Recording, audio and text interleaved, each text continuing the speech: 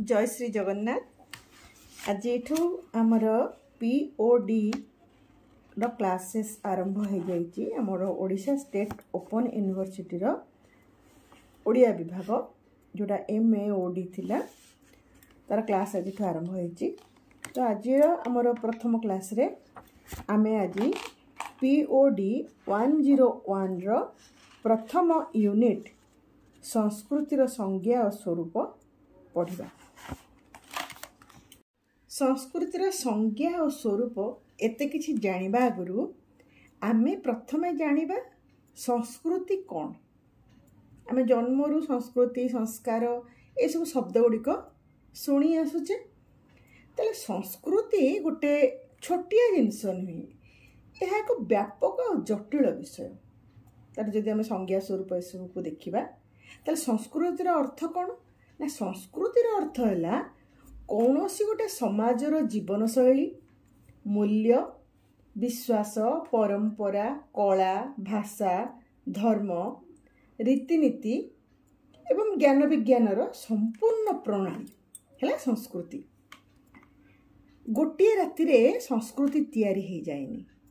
संस्कृति तैयारी हेबा पई जुग जुग जुग जुग धरी आसीची, जहा कि कौन हुए ना समय सहित परिवर्तित होता है, बदली थाए। जेते जेते समय बढ़ुची ता सहित जोड़ी ही चली थाए। केमती ना धरंतु आमे आज गोटे अच्छे तार 10 वर्ष पूर्वे, ता आउ 10 वर्ष पूर्वे, ता पूर्वर आउ 20 वर्ष पूर्वे, आउ 30 वर्ष पूर्वे जेमिति थिला एबे कोन सेमती अछि कि ना। एबे 50 वर्ष पूर्वे जहाँ थिला ता सहित आउ किछि जोड़ी ही चली। तले समय अनुसार आमे जानुचे जे संस्कृति मध्य बदली थाए। मानव जीवन सहित संस्कृति को ताहले आबाहमान कालरू जड़ित होइकी रहिछि। साहित्य जदि मानवर भावावेगर गोटे कलात्मक बाह्य परिप्रकाश हुए ताले संस्कृति कौन हबो ना तार अंतरात्मा। ताले साहित्य जदि शरीर हुए ताले संस्कृति होछि तार आत्मा। ताले साहित्य कौनसी क्षेत्र में भी बा कौनसी जुगरे भी जनजीवन ठारू पृथक होकर गोटे भिन्न मार्ग रे केबे हेले गति करी नाही। जीवन सहित यार गोटे संपर्क अविच्छेद्य। संस्कृतिर आधार रे ही गोटे सुस्थ और सुंदर समाजर परिकल्पना करी हुए। संस्कृतिर संज्ञा में देखिले, संज्ञा वा परिभाषा देखिले, ताले ए जो संस्कृति शब्द, ए संस्कृति शब्दटा कोठो आछि ना सम और कृति, ए दीटा शब्दर मिश्रण रु संस्कृति शब्दटी आसीछि। सम अर्थ कौन ना, सम अर्थ है उत्कृष्ट और कृति अर्थ है शब्दर अर्थ है गढ़ण। अर्थात कौन ना संस्कृति व्यक्तिर व्यक्तित्व को उत्कृष्ट करी गढ़ी तोलिबारे साहाय्य करिथाए। समाजर जेते सब व्यवस्था अछि एवं व्यक्तिर संपूर्ण जीवन संस्कृतिर आधार रे ही पर्यवेसित होता है। ताले मानवर प्रत्येक मनोभाव, प्रत्येक कार्यशैली, विभिन्न कर्मधारा संस्कृति द्वारा प्रभावित होता है। तेणु संस्कृतिर मूल्यबोधर आधार रे ही समाजर व्यवस्था परिचालित होता है। ताले ए संस्कृति उपरे विभिन्न विद्वान माने कौन मत रखिचंती ताको आमे वर्तमान जानिबा।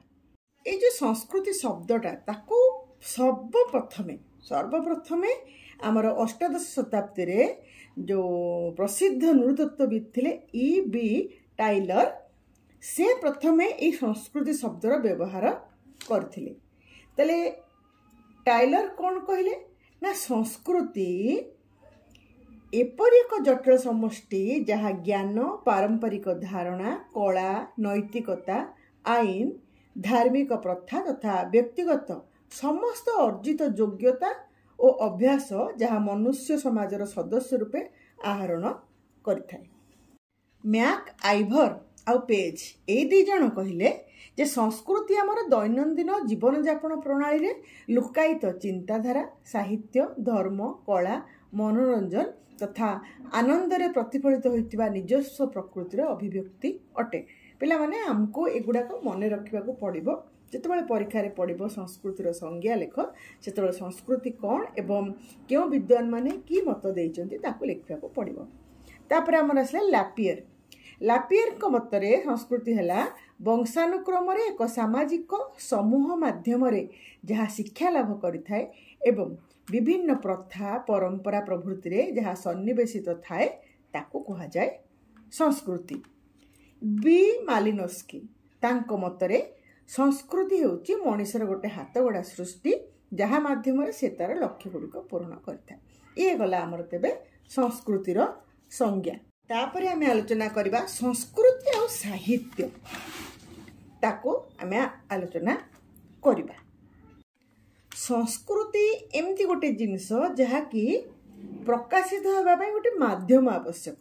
ଆଉ ସେ ମାଧ୍ୟମଟା କ'ଣ ନା, ସେ ମାଧ୍ୟମଟା ହେଉଛି ସାହିତ୍ୟ।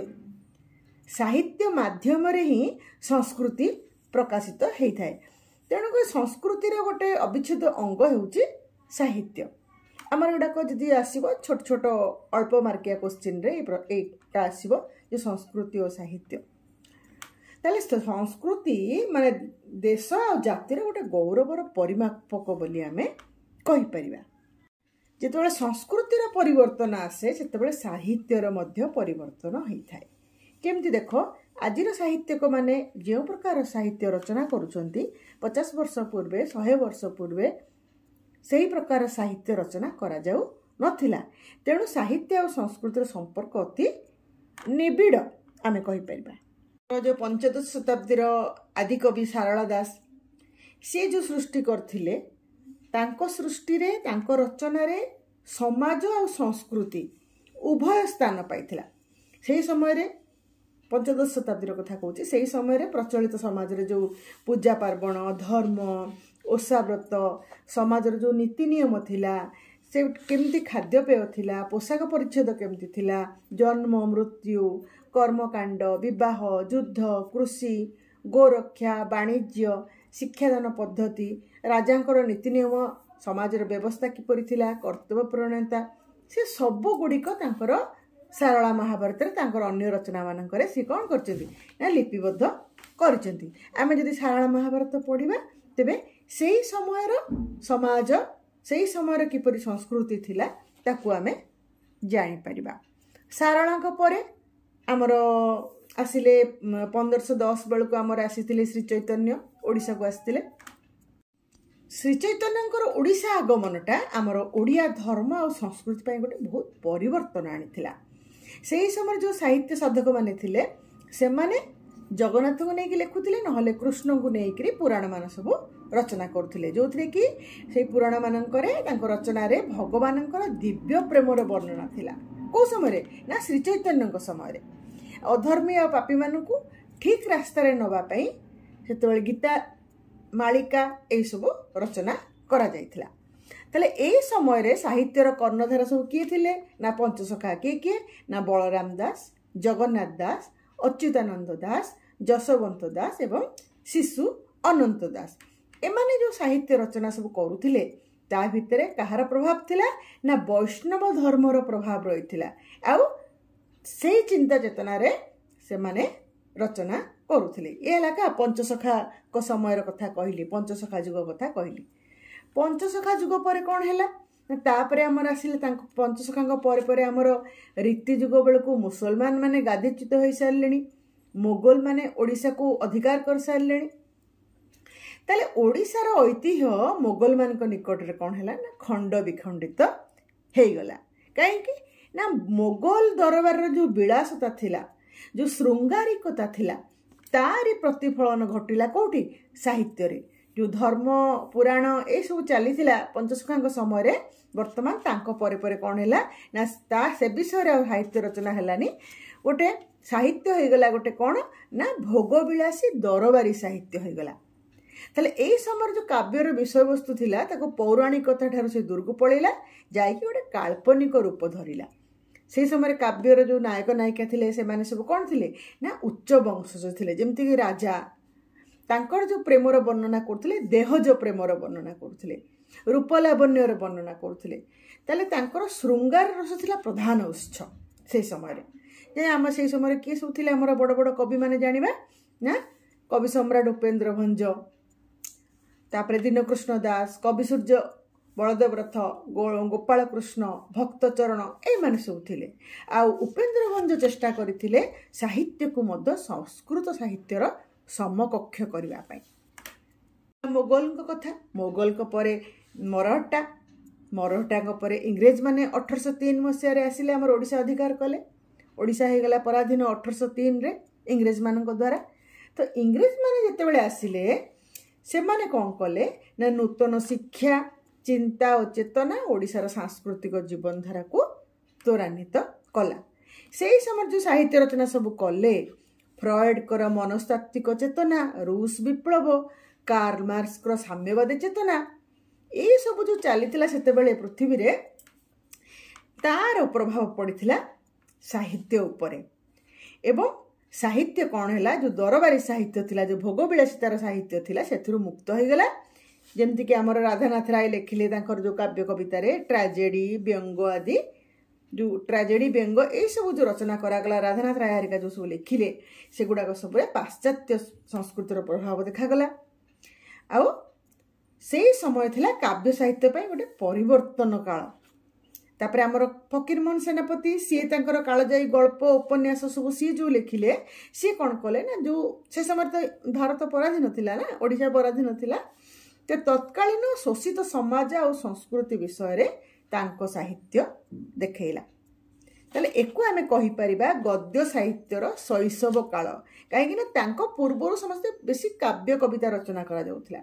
ताले एई समयटा को कहा गला फकीरमोहन समय को गद्य साहित्यर शैशव काल। तापर आसिला कोन ना से समय जो ओडिशा जो पराधीनता थिला से समय कौन है ना मन भितर गोटे जातीयतार भाव उद्रेक है समस्त मन भितर देशपाई समस्ते प्राण विसर्जन करने को रेडी हो गले। तापर जो स्वाधीनता चिंताधारा थिला सेटा कौन कला ना जातीय जागरण को त्वरान्वित कला जहाँ साहित्य को प्रभावित कला। साहित्य को कौन लिखिबो ना से समयर कथा लिखिबो से समयर व्यवस्था कथा लिखिबो राजनीतिक व्यवस्था कथा लिखिबो अर्थनीति व्यवस्था कथा लिखिबो समाज व्यवस्था कथा लिखिबो ए सब लिखिबो। ताले ए समय जो साहित्य होला ना वीर रसरे मंडित हैला। ताले समाज को नहीं साहित्यर स्वाद एठी हे गला भिन्न।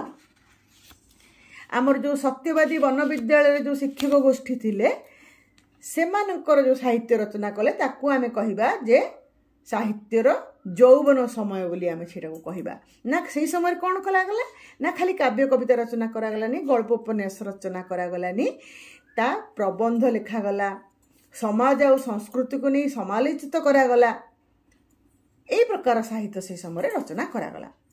तापर आमर जो 1866 जो नौक दुर्भिक्ष पड़ता आम जाचे 1866 नौक दुर्भिक्ष तो से समय कौन ना ओडिशार मेरुदंड पूरा भांगीगला।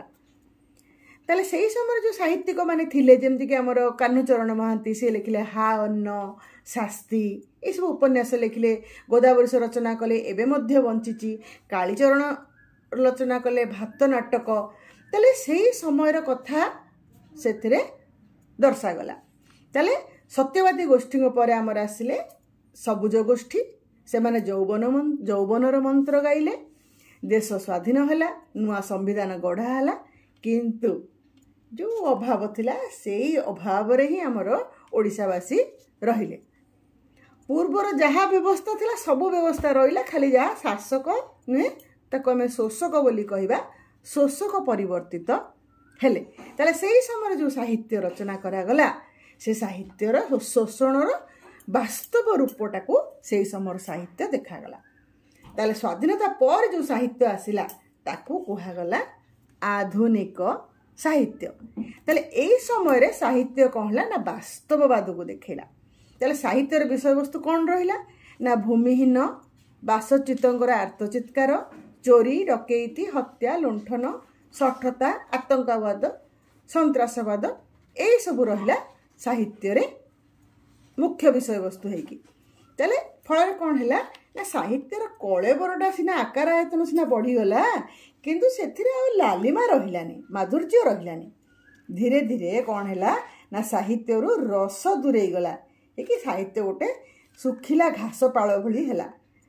जहाकू देखिकी लेखिले आमर साहित्यिक माने आमे ताहले एठी देखिले संस्कृति और साहित्य रे किपरि साहित्यर रूप बदली जाउची संस्कृति सहित पिला माने आमे जते बेले नोट लिखिबा आमर टेलीग्राम ग्रुप रे जॉइन हे जाओ सेठी आमे पढुचे नोट लिखिला बेले सब सुंदर किना नोट समस्त को दिया जिवो तापरे आमर आसला संस्कृति अध्ययन काहेकी संस्कृति को काहेकी पढ़िबा काहेकी अध्ययन करा जिवो संस्कृति को मो प्रथम रु कहितली जे संस्कृति कालर कथा कहे समयर कथा कहे जेमति कि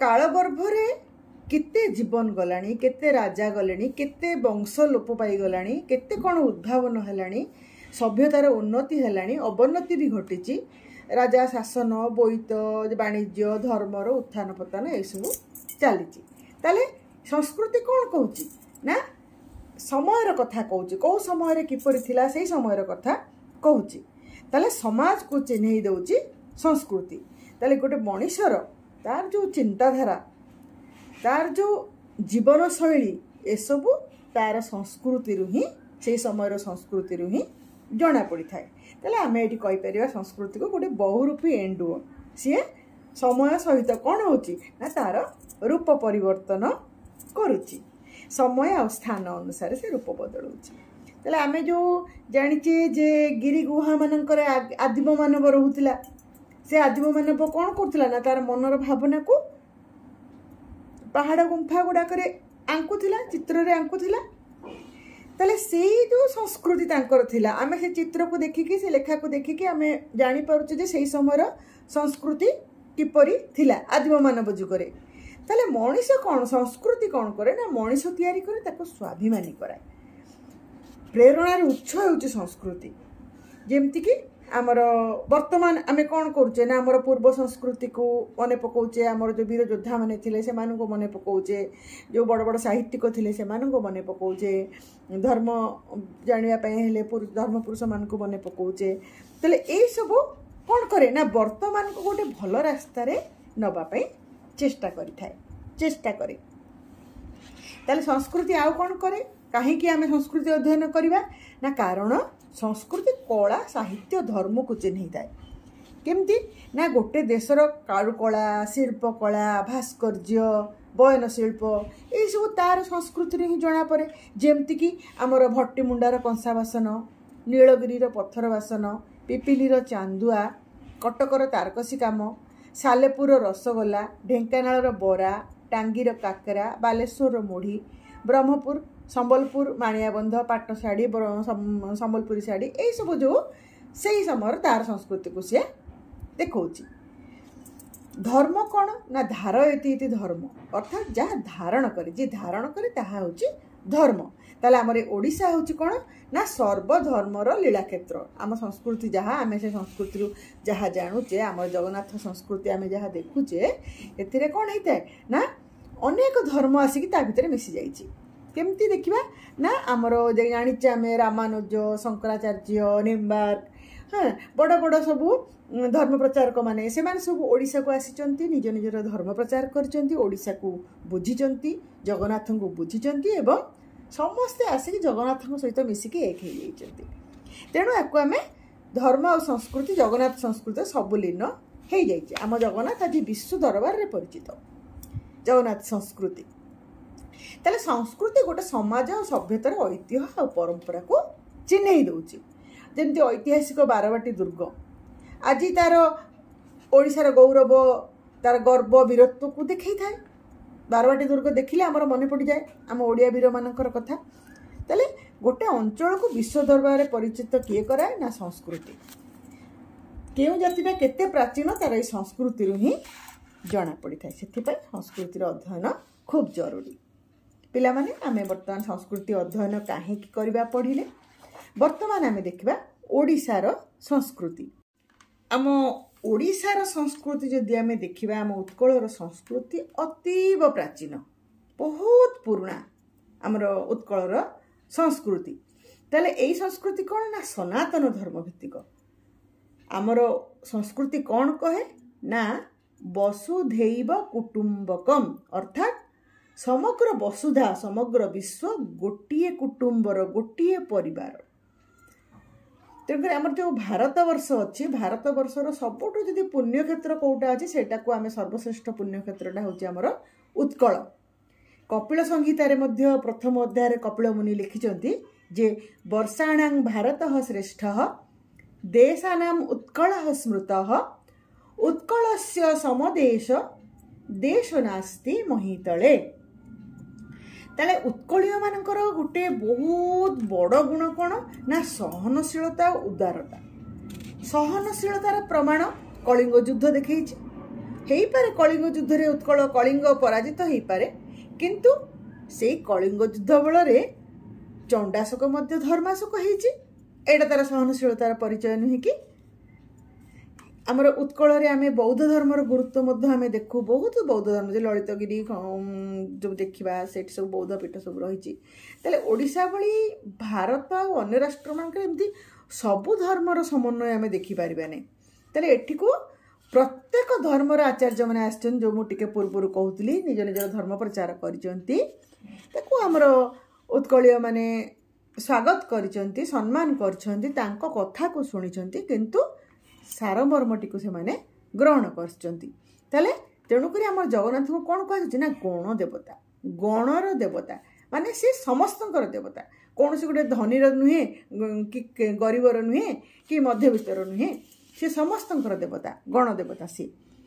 जेते जेते सब आसी जगन्नाथ प्रतिमार से निज इष्टदेव को देखिं श्री चैतन्य आसिले जगन्नाथ पाखे से कृष्ण को देखिले दक्षिण से आसिक जगन्नाथ पाखे तांकर गणेश को देखिले ए सबू आमर भट्ट जो आसते दक्षिण देखी तेणुक एमती गोटे स्थान एमती गोटे क्षेत्र ओडिशा परी आ क्योंठी भी देखा जाए नहीं।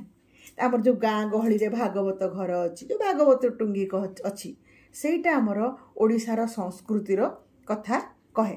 एटी कौन ना भागवत पाठ हुए सब गाँव जो समस्या अच्छी तार समाधान करा जाए से समय कौन हुए ना साधारणतः आम जाचे आमर ओडिशा गोटे कृषि प्रधान राज्य कृषि गोपालन ए सब तांकर जीविका थिला तेणुकर से कर्मक्लांत जंजाल मुक्त हुंती हाँ नाची कूदी हसी खेली चित्त विनोदन गोटे करवा गोटे ग्रामांचल गोटे वैशिष्ट्य केमिति केमिति से माने चित्त विनोदन करती ना पाला दासकाठिया घोड़ा नाच कंढेई नाट दंड नाट कृष्णलीला रामलीला भारत लीला पटुआ यात्रा धुड़ुकी नाच गोटीपुओ नाच प्रहलाद नाटक एवं भजन जनाना संकीर्तन ये सब सेमती हिंदू धर्मर गोटे मौलिकता आउ सामरिक कौशल विषय आम जाने दंड नृत्य पाइक नृत्य छौ नृत्य ए नृत्य गुड़िक कौन ना आमर जो सामरिक कौशल समर कला जोटा को आम कहबा ओडिशार केमती थिला आम जाने पाइक वीर आमर केमती थिले प्रथम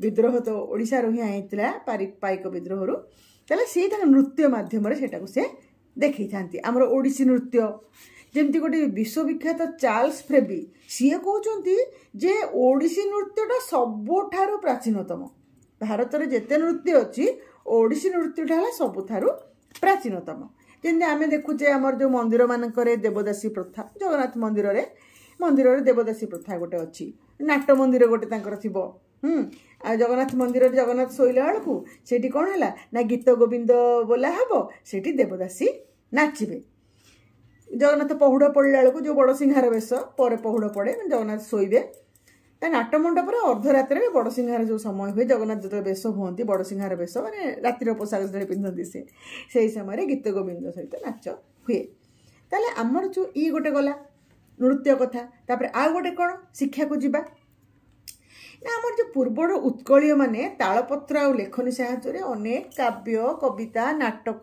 शास्त्र ये सब रचना कर जाचे पढ़ीचे जहाँकि घरे घरे संरक्षित अच्छी तापर ओडिया मान द्वारा जो चित्रित पोथी विश्व दरबार ओडिया संस्कृतिर परिचय दे थाए। ये पोथी ओडिशा रे एते पोथी ना कोठी ना बहुत पोथी ओडिशा रे एबे भी अच्छी आहरी लोकलोचन को आसीनी आहरी पढ़ा जाइनी आहरी एमती आहरी अनेक पोथी अच्छी केते पोथी नष्ट मध्य हो गलानी ताले ओडिशा रे संस्कृति आ ओडिया भाषार विपुल सारस्वत भंडार जो पाठ पढ़िबार माने शोष पिपासा विषय जानिबा पई जिज्ञासा ସେଇଟା ହେଲା ସାରସ୍ୱତ ସାଧନାର ପରାକାଷ୍ଠା ପ୍ରଦର୍ଶନ କରିଥାଏ।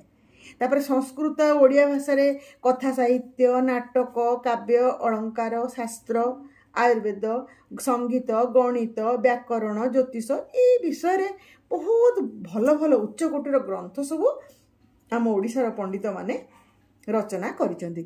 ଯେମିତି କାଳିଦାସଙ୍କର ଲଘୁବଂଶ କୁମାର ସମ୍ଭବ ନାଟକ, ବିଷ୍ଣୁ ଶର୍ମାଙ୍କର ପଞ୍ଚତନ୍ତ୍ର, ମୁରାରୀ ମିଶ୍ରଙ୍କର ଅନର୍ଘ ରାଘବ ନାଟକ, ଗୀତ ଜୟଦେବଙ୍କର ଗୀତ ଗୋବିନ୍ଦ, ତାପରେ ଆମର ଯେଉଁ କବିରାଜ ବିଶ୍ୱନାଥ ତାଙ୍କର ସାହିତ୍ୟ ଦର୍ପଣ, ଶ୍ରୀଧର ସ୍ୱାମୀଙ୍କର ଶ୍ରୀମଦ୍ ଭାଗବତର ଭାବାର୍ଥ ଦୀପିକା ଟୀକା, ଶ୍ରୀମଦ୍ ଭାଗବତ ଗୀତାର ଟୀକା, ବଳଦେବ ଭୂଷଣଙ୍କର ଗୋବିନ୍ଦ ଭାଗ୍ୟ, ଉତ୍କଳ ସମ୍ରାଟ ଆମର ଗଜପତି କପିଳେନ୍ଦ୍ର ଦେବ ମଧ୍ୟ ଗୋଟେ ଲେଖିଛନ୍ତି ନାଟକ ଶ୍ରୀ ପରଶୁରାମ ବିଜୟ। ଆଗକୁ ପଢ଼ିଲେ ସେଥିରେ ସବୁ ଅଛି, ସବୁ ଦେଖିବ। ତାପରେ ଆମର ଗଜପତି ରାଜା ପ୍ରତାପରୁଦ୍ର ଦେବ ବି ଗୋଟେ ଲେଖିଲେ ଗୁରୁ ଓ ସେନାଧ୍ୟକ୍ଷ। ଏଇସବୁ ଆମର ଡିଣ୍ଡିପ ଦେବାଚାର୍ଯ୍ୟ ସିଏ ଲେଖିଲେ ଭକ୍ତ ବୈଭବ ନାଟକ, ରାୟ ରାମାନନ୍ଦ ପଟ୍ଟନାୟକ ସିଏ ଲେଖିଲେ ଶ୍ରୀ ଜଗନ୍ନାଥ ବଲ୍ଲଭ ନାଟକ, ସାମନ୍ତ ଚନ୍ଦ୍ରଶେଖର ସିଦ୍ଧାନ୍ତ ଦର୍ପଣ ଲେଖିଲେ। ଏଇପରି ଭାବରେ ଅନେକ ଗ୍ରନ୍ଥ ସବୁ ଆମର ଓଡ଼ିଶାରେ ରଚନା ହେଇଛି। ତ ଆମର ଏଇ ଓଡ଼ିଶାର ଯେଉଁ ସଂସ୍କୃତି ସେଇଟା ଆଜିର ନୁହେଁ, ଅତି ପ୍ରାଚୀନ। ତାର ଯେଉଁ ପର୍ବପର୍ବାଣୀ କୁହ, ଓଷାବ୍ରତ କୁହ, ସବୁଥିରେ ସବୁ ଗୁଡ଼ିକ ଓଡ଼ିଶାର ସଂସ୍କୃତିର କଥା ହିଁ କହନ୍ତି। ଯେମିତି ଗୋଟେ ଲୋକ କଥା ଅଛି, କହନ୍ତି ଅଇଲା ଚିତଉ ନାନୀ, ବାର ଓଷା ବ୍ରତ ସାଙ୍ଗରେ ଘେନି, ଶାମ୍ବ ଦଶମୀର ଅଲଣା ଯାଉ, ସବୁ ଓଷା ବାର ଏଇଠି ଥାଉ। ତାରେ ଓଡ଼ିଶାର ପାଳିତ ସବୁ ଓଷା ବ୍ରତର କୃଷି ସହିତ ମଧ୍ୟ ସମ୍ପର୍କ ରହିଛି। ଆଉ ଟିକେ ଆଗରୁ ମୁଁ କହିଥିଲି ଓଡ଼ିଶା ଗୋଟିଏ କୃଷି ପ୍ରଧାନ ରାଜ୍ୟ ଥିଲା, ତେଣୁକରି ଯେତେ ଓଷା ବ୍ରତ ହେଉଛି, ପର୍ବପର୍ବାଣୀ ହେଉଛି, କୃଷି ସହିତ ରହିଛି। ଯେମିତିକି ମାର୍ଗଶିର ମାସ ଗୁରୁବାରରେ ବିଭିନ୍ନ ପିଠାପଣା, ରଜ ପର୍ବରେ ପୋଡ଼ପିଠା, ଦ୍ୱିତୀୟା ଆଷାଢ଼ ଘାଣ୍ଟ, ଚିତଉ ଅମାବାସ୍ୟାର ଚିତଉ ପିଠା, ନୂଆଖାଇର ନବାନ୍ନ ଭକ୍ଷଣ, ଗହ୍ମା ପୂର୍ଣ୍ଣିମାର ଚକୁଳି, ଏଇସବୁ ଅଛି। ଆମ ଓଡ଼ିଶାରେ ପଶୁପକ୍ଷୀମାନଙ୍କୁ ମଧ୍ୟ ପୂଜା କରାଯାଏ। ଯେମିତି ଗାଈକୁ କଲ୍ୟାଣମୟୀ ମାତା ରୂପରେ ପୂଜା କରାଯାଏ, ସେମିତି ବିଭିନ୍ନ ପଶୁପକ୍ଷୀକୁ ମଧ୍ୟ ଉତ୍କଳବାସୀ କାହାକୁ ଶୁଭ କାହାକୁ ଅଶୁଭ ଏମିତି ମଧ୍ୟ କହନ୍ତି। ଯେମିତିକି ଲୋକ ଉକ୍ତିରେ ଗୋଟେ ଅଛି, ବାଏଁ ଶିଆଲ ଡାଏଁ ମଢ଼ା, ଡାହାଣେ ଦେଖିଲେ ବ୍ରାହ୍ମଣ ଯୋଡ଼ା, ଆଗରେ ନେଉଳ ଗୋବତ୍ସା ହାତୀ, ଦେଖିଲେ ଚାଲିବ ରାତିକେ ରାତି। କେଉଁଠି ଶୁଭ? ଯଦି ତୁମେ ଯାତ୍ରା କରୁଛ ତାହେଲେ ଏଇସବୁ ଜିନିଷ ଦେଖିଲେ ତୁମକୁ ଶୁଭ ହେବ। ପେଚା ବୋବାଏ ଯାହାର ବାଡ଼ି, ତା ଘରେ ପଶେ କଳି ଧୋକଡ଼ି, ମାନେ ପେଚାଟା ଅଶୁଭ। କୁକୁର ଉପରକୁ ମୁହଁକୁ ବୁଲେଇକି ଯଦି ଭୁକିଲା ତାହେଲେ ଅଶୁଭ।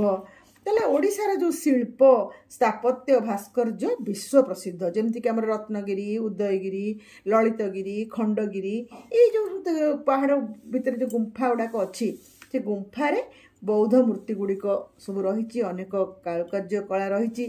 ଧଉଳି ଆଉ ହାତୀ ଗୁମ୍ଫାରେ ଯେଉଁ ଶିଳାଲେଖ ଅଛି ସେଥିରେ ବୌଦ୍ଧ ଧର୍ମ କଥା ଲେଖୁଛି, ଜୈନ ଧର୍ମର ପ୍ରାଚୀନତାକୁ ଦେଖାଉଛି। ଜଗନ୍ନାଥ ମନ୍ଦିର, କୋଣାର୍କ ମନ୍ଦିର, ଭୁବନେଶ୍ୱର ରାଜାରାଣୀ ମନ୍ଦିର, ଲିଙ୍ଗରାଜ ମନ୍ଦିର, ଖିଚିଙ୍ଗର କିଚକେଶ୍ୱରୀ ମନ୍ଦିର, କୁଣ୍ଡେଇତୁଣ୍ଡି ମନ୍ଦିର, ଯାଜପୁର ବିରଜା ମନ୍ଦିର, ଏସବୁ ଆମର ଓଡ଼ିଆ ଭାସ୍କର୍ଯ୍ୟ ଶିଳ୍ପକଳାର ପରିଚୟ ଦେଇଥାଏ। ତାପରେ ଆସିଲା ଆମର ଓଡ଼ିଶାର ଉତ୍କଳୀୟମାନଙ୍କର ବୟନଶିଳ୍ପ କଥା। ବୟନଶିଳ୍ପ କଥା ତ ଆମେ ଜାଣିଛେ କେତେ ମର୍ଯ୍ୟାଦା ରହିଛି। ଆଗେ ଥିଲା ଏମିତି ବସ୍ତ୍ର ବନାଉଥିଲେ ଯେମିତିକି ନାରୀମାନଙ୍କର ଶାଢ଼ୀ ଗୁଡ଼ାକ ଗୋଟେ ବାଉଁଶ ନଳି ଭିତରେ ପଶି ଯାଉଥିଲା, ସେଥିରେ ରପ୍ତାନି କରାଯାଉଥିଲା।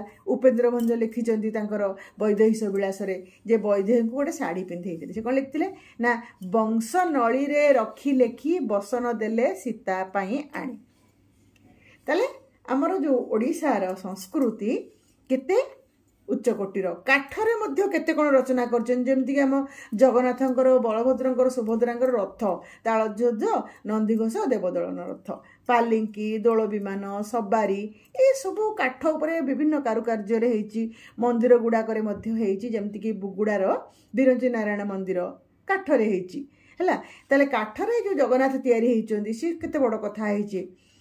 ଏଇସବୁ ପ୍ରକାରର ଆମର ଯାହାର ବର୍ଣ୍ଣନା ଆମର କବି ସମ୍ରାଟ ଉପେନ୍ଦ୍ର ଭଞ୍ଜ ତାଙ୍କର ଅନେକ କାବ୍ୟ କବିତାରେ ଲେଖିଛନ୍ତି। ଯେମିତିକି କୋଟି ବ୍ରହ୍ମାଣ୍ଡ ସୁନ୍ଦରୀରେ ଲେଖିଲେ, କୋଟି କନ୍ଦର୍ପ ଲାବଣ୍ୟ ମୂର୍ତ୍ତି ଦର୍ଶନ, ଦେବାଙ୍କୁ ସୁବେଶ ବିଜେ ରତ୍ନ ସିଂହାସନ। ତାହେଲେ ଆମର ଓଡ଼ିଶାର ସଂସ୍କୃତି ବିଭିନ୍ନ ଅଞ୍ଚଳରେ ପାଳିତ ହେଉଥିବା ପର୍ବପର୍ବାଣୀ, ଓଷାବ୍ରତ, ଯାନିଯାତ୍ରା, ମନ୍ଦିର ଗାତ୍ରରେ ଯେଉଁ ଶିଳ୍ପକଳା, ଲୋକମୁଖରେ ଯେଉଁ ଢଗଢମାଳି ଗୁଡ଼ାକ ପିଢ଼ିରୁ ପିଢ଼ି ଗଡ଼ି ଆସୁଛି, ପ୍ରବଚନ, ପ୍ରବାହ, ग्रामांचल जो लोकगीत लोकनृत्य लोकनाटक एमती लिखित साहित्य सहित मौखिक बहुत किछि रही शिलालेख रही सामाजिक आचार विचार रही तल लिंक रे टेलीग्राम चैनल रे मो सहित जोड़ी हंतु आम ए प्रश्न उत्तर आलोचना करबा एवं पढ़िबा मध्य टेलीग्राम रो लिंक टा डिस्क्रिप्शन बॉक्स रे रही आज सरीगला आमर प्रथम यूनिट पुणी आम पढ़िबा द्वितीय यूनिट।